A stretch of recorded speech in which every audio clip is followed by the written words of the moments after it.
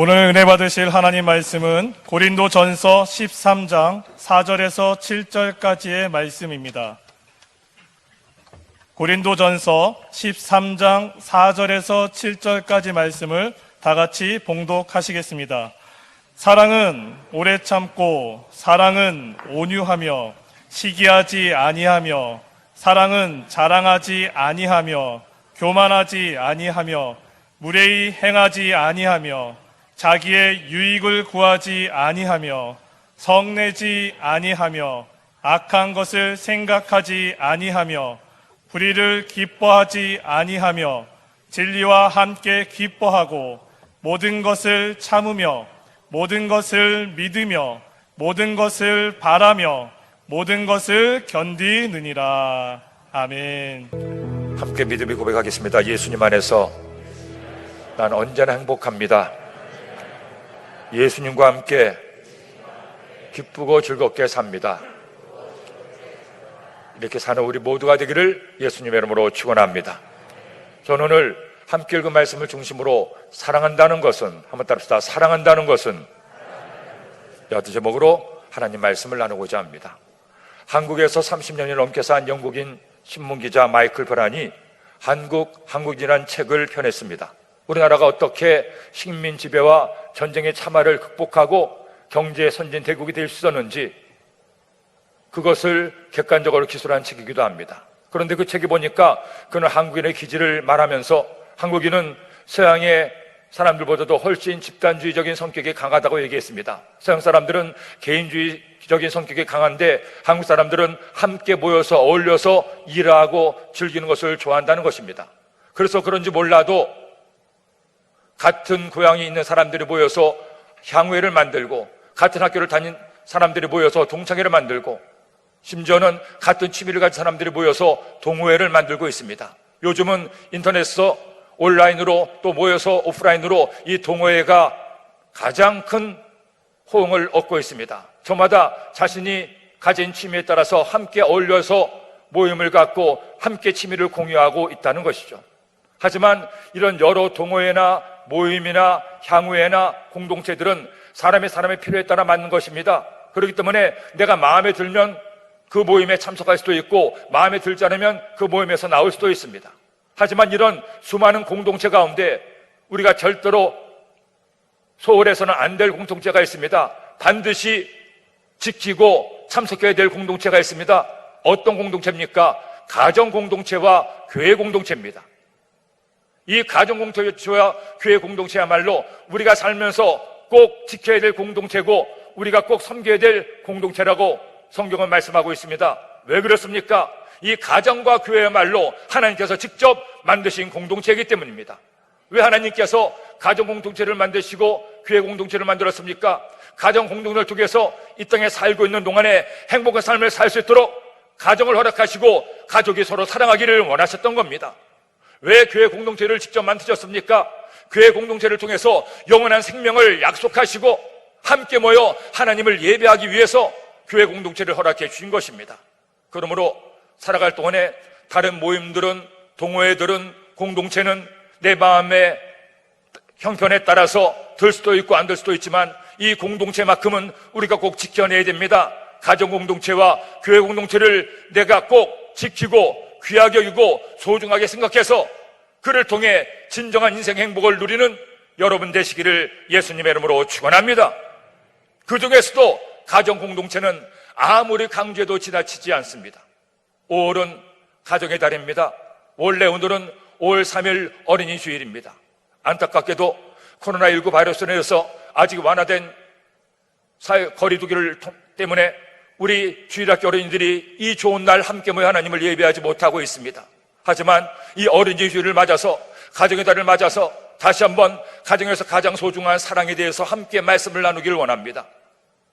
가정에서 사랑은 아무리 강조해도 지나치지 않습니다. 사랑하는 가정 안에 행복이 꽃피고 가족 간에 서로 사랑할 때 서로가 서로에게 힘이 되고 용기를 주고 험한 인생길을 다시금 살 수 있을 만한 힘과 능력을 얻을 수가 있기 때문입니다. 그러므로 여러분, 저는 여러분의 가정이 가족 간에 서로 사랑하는 가정이 되기를 소원합니다. 그것도 거짓된 사랑이 아니라 하나님께서 우리에게 명하신 진짜 사랑을 하기를 소원합니다. 그렇게 서로를 진정으로 사랑해서 여러분의 가정에 웃음꽃이 피고 서로가 서로 때문에 힘을 얻고 용기를 얻고 그래서 모두가 함께 행복한 가정을 이루시기를 예수님의 이름으로 축원합니다. 그렇다면 사랑한다는 것은 어떤 것입니까? 우리가 어떻게 행할 때 사랑한다고 얘기할 수가 있겠습니까? 제일 먼저 첫째로 사랑은 배려하는 것입니다. 여러분, 우리 주변을 둘러보면 텔레비전이나 라디오를 틀어보면 얼마나 많은 사랑 노래가 있습니까? 얼마나 많은 드라마가, 영화가, 시가, 소설이 사랑을 이야기하고 있습니까? 이렇게 누구나 사랑을 말하는 시대에 살고 있지만 사실 사랑해 보면 사랑하는 것이 결코 쉽지가 않음을 알게 됩니다. 자식을 사랑하지 않는 부모가 어디 있겠습니까? 그런데도 부모가 자식 사랑하는 것도 만만하지가 않습니다. 나는 자식을 사랑하는데 자식은 자꾸 엇나갈 때가 많이 있습니다. 왜 사랑하는데 사랑이 저런 빗나갑니까? 남자가 만나서 서로 사랑합니다. 마침내 결혼하게 됩니다. 신혼 시절에는 눈에서 꿀물이 뚝뚝 떨어질 만큼 서로 사랑한다고 하는데 어느 순간부터인가 그 사랑에 금이 가기 시작합니다. 사랑하는데 싸웁니다. 다툽니다. 사랑한다고 하면서 심지어 원수가 됩니다. 왜 그렇습니까? 사랑하기를 원하지만 사랑한다고 하는데 잘못된 사랑을 하고 있기 때문입니다. 오늘 말씀은 저 유명한 사랑장의 말씀입니다. 사랑이 얼마나 중요한지를 알려주는 말씀이죠. 사람이 아무리 몇 개의 외국어를 하고 능력과 실력이 있어서 아픈 사람을 고치고 모든 것을 할 수 있는 능력이 있어도 사랑이 없으면 아무것도 아니라는 겁니다. 그리고 오늘 함께 읽은 말씀 13장 4절로 7절의 말씀은 어떻게 사랑하는 것이 진정한 사랑인가를 우리에게 가르쳐주고 있습니다. 그러면 여러분, 저는 여러분들이 이 사랑을 제대로 배우기를 원합니다. 진짜 사랑을 알아서 진짜 사랑을 하는 여러분 되기를 소원합니다. 자, 그렇다면 제일 먼저 무엇이 사랑하는 것이라고 말씀하고 있습니까? 오늘 말씀 4절로 6절 말씀을 읽겠습니다. 사랑은 오래 참고 사랑은 온유하며 시기하지 아니하며 사랑은 자랑하지 아니하며 교만하지 아니하며 무례 행하지 아니하며 자기의 유익을 구하지 아니하며 성내지 아니하며 악한 것을 생각하지 아니하며 불의를 기뻐하지 아니하며 진리와 함께 기뻐하고 온유한 것, 시기하지 않는 것, 자랑하지 않는 것, 교만하지 않는 것, 무례 행하지 않는 것, 자기의 유익을 구하지 않는 것, 성내지 않는 것, 불의를 기뻐하지 않는 것, 진리를 기뻐하는 것, 이 9가지를 한마디로 표현하면 이것입니다. 사랑한다는 것은 그를 배려하는 것이라는 겁니다. 왜 사랑에 금이 갑니까? 왜 사랑이 식어지고 사랑이 변합니까? 중요한 이유가 있습니다. 여러분, 사랑의 본질은 내가 아닙니다. 내가 사랑하는 그 사람입니다. 사랑은 혼자 하는 것이 아니고 둘이 하는 것이죠. 내가 그를 사랑하는 것, 이것이 진짜 사랑입니다. 내가 나를 사랑하는 것이 아닙니다. 내가 상대방을 사랑하는 겁니다. 그런데 내가 그를 사랑한다고 하면서 자꾸만 내 방식대로, 내 뜻과 내 생각대로 그를 판단하고 사랑하고 바꾸려고 합니다. 사랑한다고 하면서 그가 나와 다르면 짜증이 나요. 그래서 자꾸 그를 나에게 맞추려고 합니다. 여기서부터 문제가 생기는 거죠. 만일 내가 누군가를 사랑한다고 하면서 내 마음에 안 든다고, 내 뜻과 다르다고, 내 생각대로 따르지 않는다고 자꾸만 그를 바꾸려고 하면 그도 마찬가지입니다. 왜 나를 바꾸려고 해? 당신이 바꿔야지. 결국 자신의 입장과 자신의 눈높이에서 그를 보고 판단하기 때문에 사랑에 문제가 생기는 겁니다. 여러분, 우리가 진짜 사랑을 하려면 꼭 기억해야 될 것이 있습니다. 사랑은 그를 바꾸는 것이 아닙니다. 사랑은 나를 바꾸는 겁니다. 사랑은 그가 나의 뜻대로 하기를 원하는 것이 아닙니다. 사랑은 내가 그의 뜻대로 따라주는 것이 사랑입니다. 한마디로 사랑은 내 입장에서 그를 판단하는 것이 아니라 그의 입장에서 그 자신을 배려하고 존중해 주는 것, 이것이 성경에 가르치는 주님께서 우리에게 행하신 진짜 사랑이라는 겁니다. 그러므로 여러분, 저는 여러분들이 사랑하는 그 사람과의 관계에서 그를 바꾸려고 하지 말고 자신을 바꾸기를 소원합니다. 무례하게 행하지 말고 교만하게 그를 바꾸려고 하지 말고 겸손하게 온유한 마음으로 나를 바꾸는 것, 이것이 진짜 사랑입니다. 정우승 시인의 울지 말고 꽃을 보라는 동화가 있습니다. 그 책의 마지막 부분에 나오는 이야기가 있는데, 어느 아파트에 젊은 부부가 살고 있었습니다. 연애할 때는 참 좋았는데 부부가 되어 살다 보니 자꾸만 다툼이 계속 일어났습니다. 남편은 남편대로 당신 연애할 때는 몰랐는데 제발 좀 순한 양이 되어줘요. 왜 이렇게 성을 내고 화를 냅니까? 그러자 아내는 아내대로 얘기합니다. 당신 연애할 때는 당신은 모든 것을 다 포용하고 품어주는 남자인 줄 알았는데 왜 이렇게 쪼잔해요? 당신이 먼저 푸른 풀밭이 되어주면 내가 순한 양이 되죠. 그런 남편은 남편대로 얘기합니다. 내가 사랑하니까 이렇게 참아주지, 내 성질대로 했으면 우리는 이미 갈라를 섰지, 이렇게 견딜 수가 없어요. 아내는 아내대로 말합니다. 세상에 내가 한 말을 당신이 안 해? 당신 같은 남자 줄 알았으면 내가 왜 결혼했겠어? 당신이 먼저 풀밭이 되어줘야지. 그래서 저마다 외치는 겁니다. 풀밭이 되어 순한 양이 되어, 풀밭이 되어 순한 양이 되어. 점점 더 목소리는 올라가고 나중에는 고성을 지르다가 물건을 집어 던지고 폭력 직전까지 이르게 되는 거예요. 그런데 옆동인 202동에 사는 젊은 부부가 있었는데 그 부부도 심심찮게 다툰 것 같았습니다. 그런데 그 부부는 점점 더 화목해지고 좋아지는 거예요. 심각하게 그 부부를 만나서 물어봤습니다. 우리는 이렇게 순한 양이 되라고 풀밭이 되라고 서로 싸우는데 당신은 어떻게 점점 더 안 싸우고 화목해집니까? 그러자 202동에 살고 있던 그 젊은 부부들이 그렇게 얘기를 했다고 합니다. 신기하네요. 우리도 똑같이 싸웁니다. 푸른 풀밭, 순한 양, 그렇게 외치긴 외치는데 한 가지 다른 게 있네요. 뭐가 있습니까? 우리도 처음에는 순한 양이 되라고 풀밭이 되라고 얘기했습니다. 헌데 하다 보니 그게 그렇게 해서는 안 될 일로 생각했습니다. 그래서 이제는 남이 아니라 내가 풀밭이 되겠다고, 내가 순한 양이 되겠다고 다툼이 일어나면 먼저 소리칩니다. 남편이 먼저 얘기합니다. 순한 양. 아니죠. 아내가 먼저 얘기합니다. 순한 양. 그럼 남편도 얘기합니다. 그래, 풀밭. 내가 풀밭 돼야지. 내가 순한 양이 돼야지. 우리는 서로에 대해서 순한 양 되라고 풀밭 되라고 외치는 것이 아니라 내가 순한 양이 돼야지, 내가 풀밭 돼야지 서로 외치다 보니 저희도 모르게 점점 다툼이 줄어들고 화목해지고 있습니다. 시인이 만든 동화지만 마음에 깊이 와닿습니다. 우리가 살면서 왜 다툼이 일어납니까? 왜 사랑이 식습니까? 왜 사랑이 변합니까? 왜 남편과 아내가 변해서 원수라고 얘기합니까? 자꾸만 나에게 그를 맞추려고 하기 때문이에요. 사랑은 무례히 행하는 것이 아니고, 사랑은 교만한 것이 아니고, 사랑은 그를 바꾸는 것이 아니고, 사랑은 나를 바꾸는 겁니다. 부모 자식 간에도, 남편 아내 사이에도, 형제와 자매 사이에도 그를 배려하고 존중하고 온유하게 대해주세요. 그때 여러분의 사랑은 꽃이 피고 여러분의 가정에 하나님 은혜가 임하게 될 것입니다. 그리고 둘째로, 사랑한다는 것은 믿는 겁니다. 여러분, 사랑은 또 무엇입니까? 오늘 말씀 7절은 말씀하죠. 함께 읽겠습니다. 모든 것을 참으며 모든 것을 믿으며 모든 것을 바라며 모든 것을 견디느니라. 모든 것을 참으며 모든 것을 견디느니라. 남녀가 서로 눈이 맞고 마음이 맞아 사랑하게 됩니다. 그래서 마침내 결혼을 합니다. 처음 얼마 동안은 얼마나 좋습니까?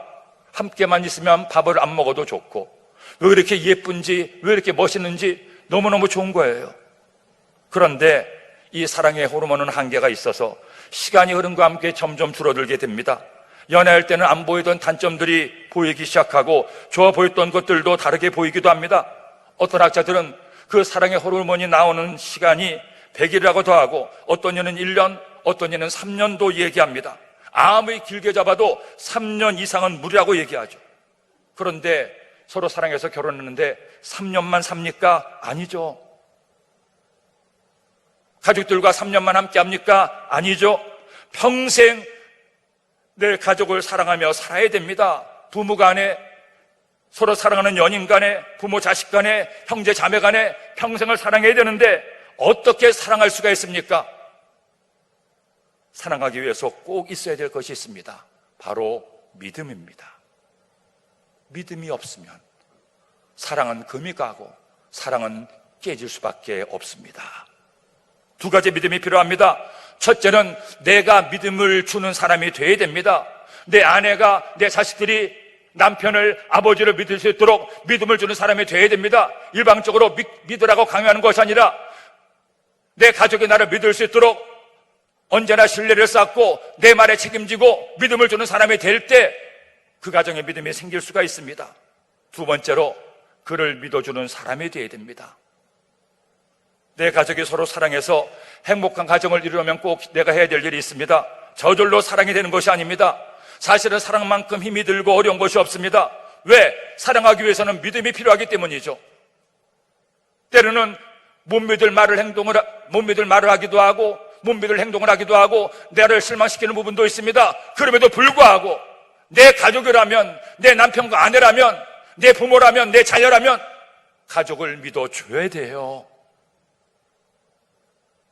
다른 사람들이 내 가족을 향해서 등을 돌리고 손가락질하고 돌을 들어 던져도 가족만큼은 서로를 믿어주고 지켜주고 보호하는 이런 믿음이 있을 때 그 가정은 행복한 가정이 되고 그런 진짜 사랑을 하는 것입니다. 가족 간에 이 두 가지의 믿음이 함께 있어야 됩니다. 내가 믿음을 주는 사람이 되기 위해서 노력해야 되고 그를 믿기 위해서 끝까지 그의 편이 되어 최선을 다해 지켜주고 보호해줘야 됩니다.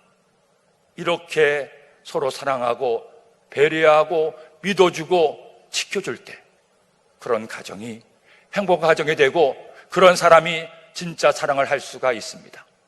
이번에 코로나19 바이러스로 인해서 온 사회가 큰 어려움을 겪고 있지만 우리 그리스도인들의 입장에서 한 가지 감사한 것은 이번 일을 통해서 신천지가 백일하에 드러나고 그들의 겉되고 잘못된 모습들이 그리스도인뿐 아니라 모든 사회가 다 알게 되었다는 사실이었습니다. 왜 신천지가 문제입니까? 가장 심각한 문제는 다른 것이 아닙니다. 그들은 포교를 위해서 거짓말을 서슴지 않습니다. 14만 4천 명이 들어가기 위해서는 영생 불사하기 위해서는 남을 속여도 상관이 없고 남에게 피해를 줘도 상관이 없다는 것입니다. 그래서 신천지에 빠졌던 젊은이가 가족들이 알게 됩니다. 가족들이 너 신천지에 빠졌지 하면은 절대로 빠졌다고 얘기하지 말라고 가르칩니다. 거짓말을 얘기하라고 합니다. 아니라고 얘기하라고 하고 그렇게 가족들이 얘기하면 빨리 우리에게 와서 도움을 요청하라고 얘기합니다. 그래서 그런 젊은이들이 그런 사람이 가족들이 물어보면 신천지에 가서 얘기합니다. 가족들이 알았는데 어떻게 하면 좋습니까?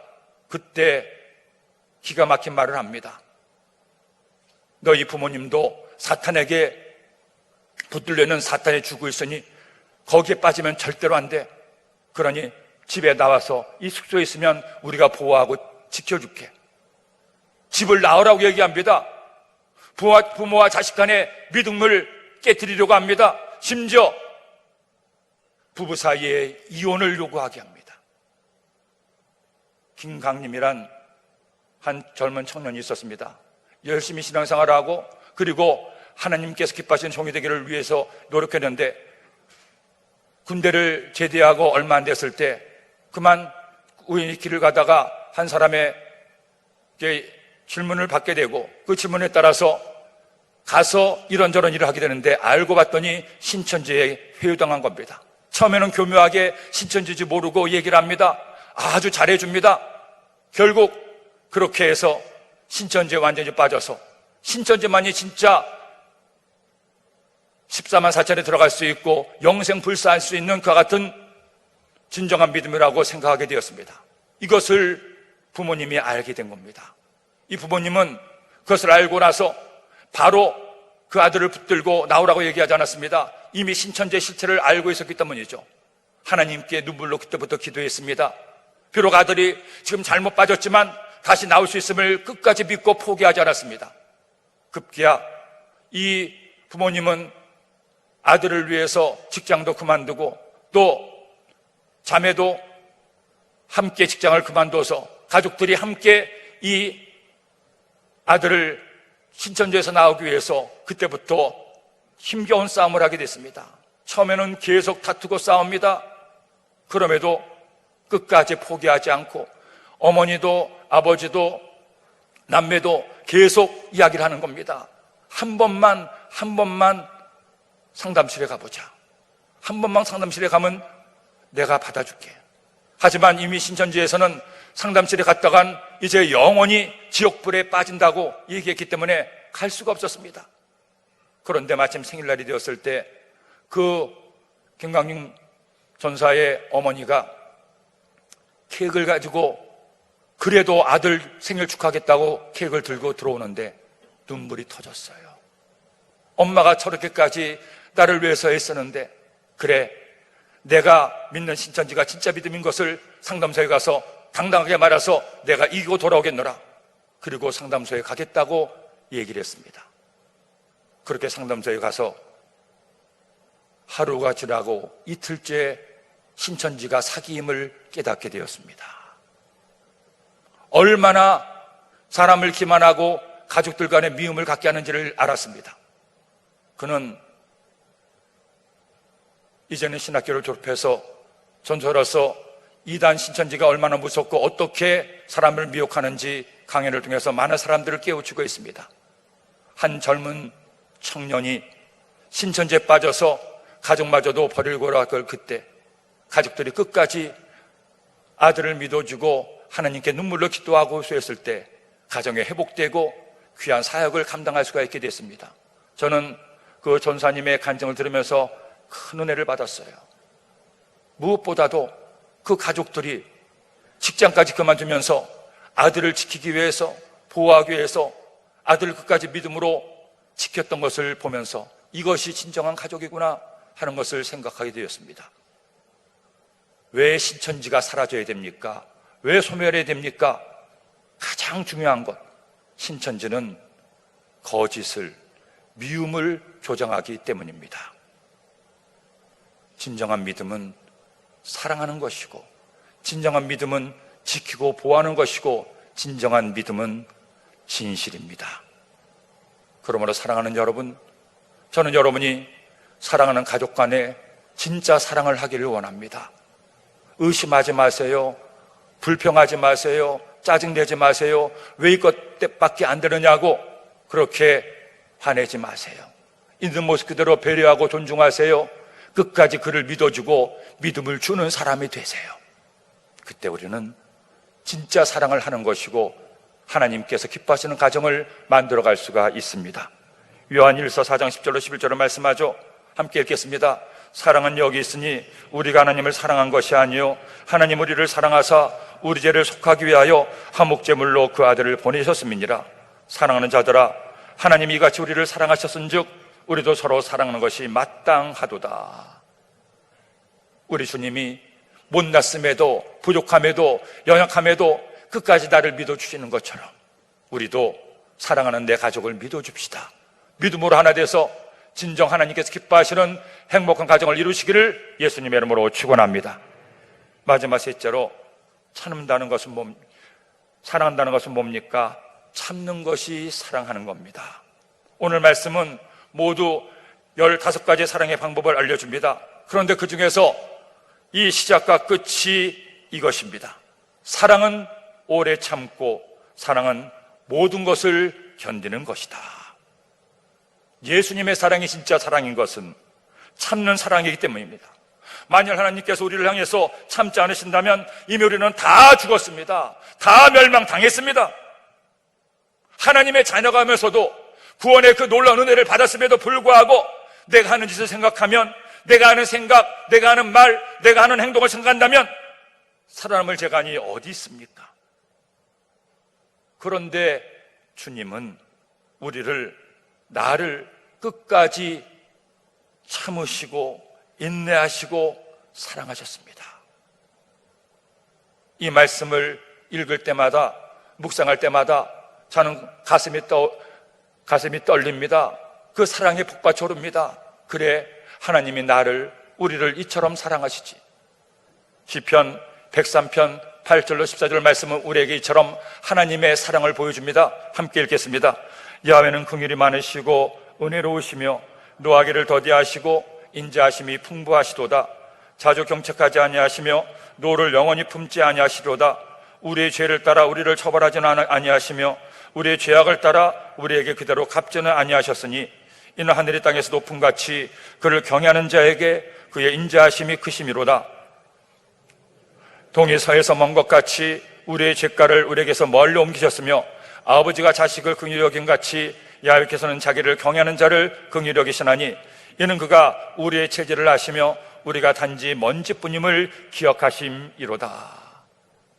동이 서에서 먼 것 같이 우리의 죄가를 멀리 하시고 우리를 있는 모습 그대로 용서하시고 품어주시고 참아주시며 사랑하시는 우리 주님. 우리 주님이 이처럼 우리를 향하여 참고 인내하셨기에 우리가 주님의 자녀가 될 수 있고 오늘도 이처럼 은혜 가운데 살 수가 있습니다. 그러면 여러분이 어떤 사랑을 해야 되겠습니까? 사랑하는 내 가족을 향해서 어떤 자세로 그를 대해야 되겠습니까?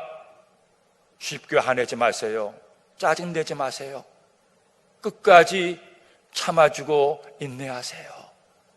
참기 힘들더라도 정말 내 자식 왜 저렇게 하는지, 왜 결혼도 하지 않는지, 왜 시장에도 안 가고 저렇게 비등비등 노는지 정말 참기 어려울 그때에도 그래, 나도 힘들지만 내 자녀가 얼마나 힘이 들까? 말은 안 하지만, 아니라고 하지만 가장 힘들지 않을까? 그래, 내가 하고 싶은 말 참아야지. 끝까지 참고 인내하는 그 인내가 부모 자식 간에, 형제 자매 간에, 남편과 아내 간에, 사랑하는 연인 간에 진짜 사랑을 나눌 수 있는 가장 중요한 모티브가 되는 거예요. 김은숙이란 드라마 작가가 있습니다. 여러분도 그가 쓴 작품들을 많이 아실 겁니다. 시크릿 가든도 있고, 신사의 품격도 있고, 태양의 후예, 도깨비, 미스터 션샤인, 요즘은 더킹, 그런 드라마도 또 절찬리에 방영되고 있다고 합니다. 엄청나게 인기를 든 드라마를 많이 쓴 작가입니다. 오죽했으면 시청률 보증수표란 별명까지 있을까요? 저도 하도 재밌다고 해서 몇 표를 봤는데 가만히 보니까 이 작가의 작품에는 한 가지 공통점이 있습니다. 간단히 말해서 남자 주인공이 완벽합니다. 얼굴이면 얼굴, 몸매면 몸매, 성격이면 성격, 못하는 게 없어요. 그런데 가장 중요한 한 가지 공통점이 있습니다. 어떤 경우에는 무슨 귀신이 도깨비기도 하고, 어떤 경우에는 장교이기도 하고, 환경과 처지는 다르지만 그 남자 주인공들이 여자 주인공이 뭔 말을 해도, 어떤 짓을 해도 다 참습니다. 다 좋아합니다. 같이 화를 내지 않고, 같이 싸우지 않고, 함께 열받지 않습니다.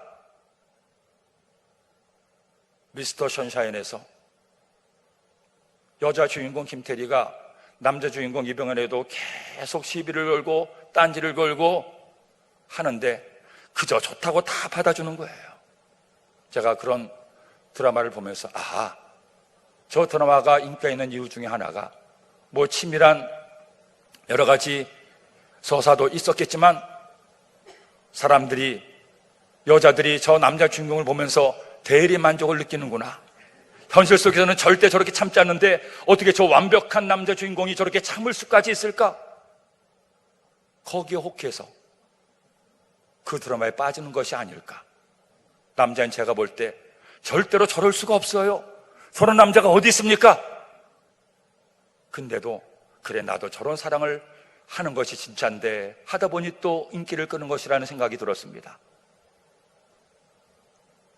결국 여러분, 사랑이 그렇게 복잡하거나 어려운 것이 아닙니다. 사랑은 참는 거예요. 참지 못하고 함께 싸우고 다투면 결국 사랑은 금이 가고, 사랑은 오히려 우리에게 더 큰 어려움을 가져다 줄 수가 있습니다. 가정의 달이 시작됐습니다. 오늘은 어린이 주일이고 이번 주 금요일은 어버이날입니다. 다음 주일은 어버이 주일입니다. 올 한 달은 꽃들이 만발하기도 하지만 가정을 생각하는 한 달입니다. 여러분, 세상의 수많은 공동체 가운데 가장 소중한 가정과 교회, 가정도 교회도 결국 사랑이 있으면 행복하고, 사랑이 식고 사랑이 변하면 그의 공동체는 잘못될 수밖에 없습니다. 오늘 이 말씀을 통해 나의 가족과 가정을 생각해 봅시다. 과연 나는 어떻게 살고 있는지, 사랑하며 살고 있는지, 미워하며 살고 있는지, 사랑한다고 하면서 그 사람의 마음을 아프게 하고 속상하게 하고 그 사람을 판단하고 정죄하진 않는지, 그 사람을 배려하고 믿어주고 참고 있는지. 우리 이 말씀에 자유로울 사람 한 사람도 없으니 이 말씀 꼭 기억해서, 이 말씀 붙들고 기도해서 이제부터 주님이 나에게 그렇게 하신 것처럼 우리도 사랑하는 내 가족들에게, 내 이웃들에게, 그리고 우리 주님께 이런 사랑을 하게 되기를 예수님의 이름으로 축원합니다. 축원합니다. 기도드립니다. 하나님 아버지, 감사합니다. 고맙습니다. 오늘 이 말씀을 주셨으니 이 말씀 마음에 꼭 새겨서 우리 모두 진짜 사랑할 수 있게 하여 주옵소서. 그렇게 할 수 있도록 주님, 저들에게 사랑의 은사를 부어 주옵소서. 배려하게 하시고 믿어주게 하시고 참고 인내하는 저희들 되게 하여 주옵소서. 예수님의 이름으로 기도드립니다. 아멘. 여러분, 이 시간에 우리에게 주님의 사랑이 필요합니다. 우리가 사랑에 대해서 말씀을 받았지만 이 사랑을 하는 것이 내 힘만으로 안 됩니다. 하지만 하나님의 사랑을 내가 깨닫고 하나님의 사랑을 내가 받으면 나도 주님처럼 사랑하며 살 수가 있습니다. 우리 시간에 주의 사랑이 나에게 부어지기를 원하며 하나님 앞에 찬양합시다.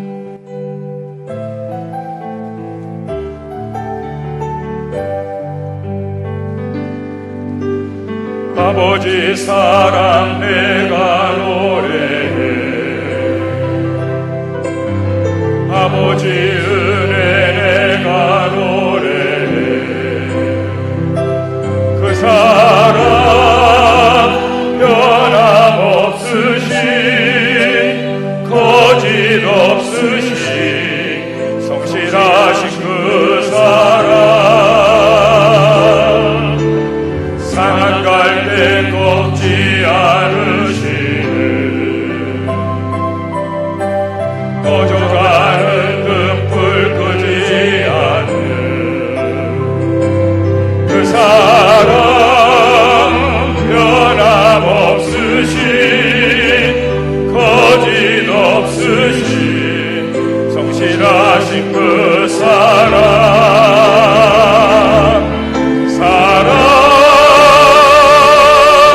그 사랑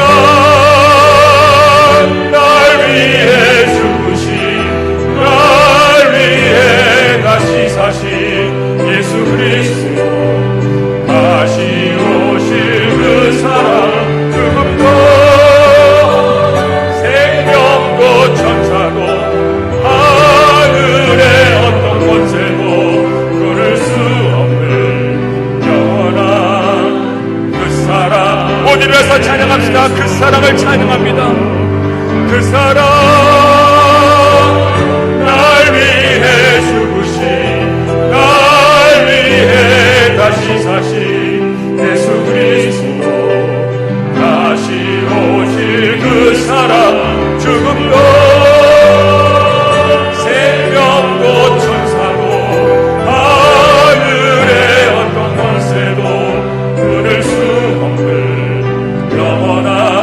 우리 마지막으로 두 손 들고 찬양합니다. 그 사랑을 찬양합니다. 할렐루야. 그 사랑